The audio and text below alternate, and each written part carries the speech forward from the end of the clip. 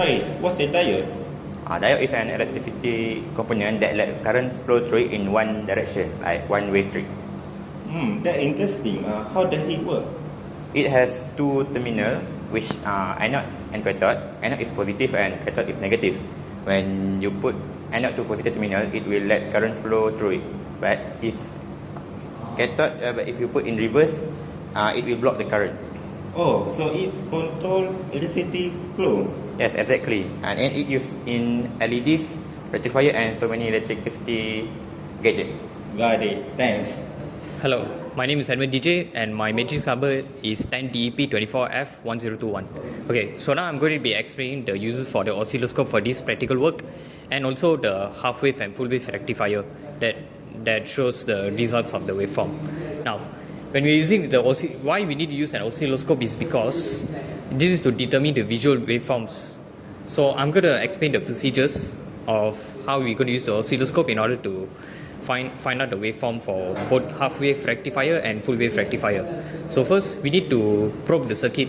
For the first procedure, we need to probe the circuit on the oscilloscope. So from there we need to do it before and after the rectification. Okay. On the second procedure, we need to set the oscilloscope to its time base and voltage scale. That way we could see the waveform and to also find out about the VRMS, the voltage, and also the voltage difference, diff.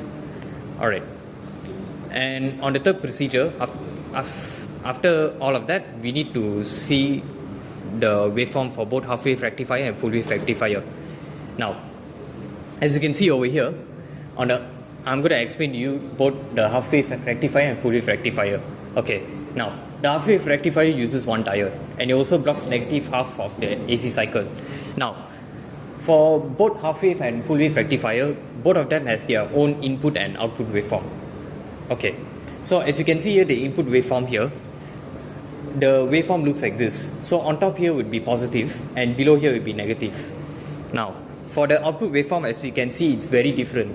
And it shows that it only has the positive side of the waveform. Alright, now I'm going to be explaining full wave rectifier. Now, the full wave rectifier uses a bridge rectifier which also uses 4 diodes, and it also converts from AC cycle to DC and DC cycle entirely. Now, as the input waveform we see here, it's more similar to the input waveform from half wave rectifier. As I explained before, on top here is both positive and below here is negative. And on the output waveform, it shows that their waveform has more positive and more negative. Alright, so that's all from me. Thank you very much.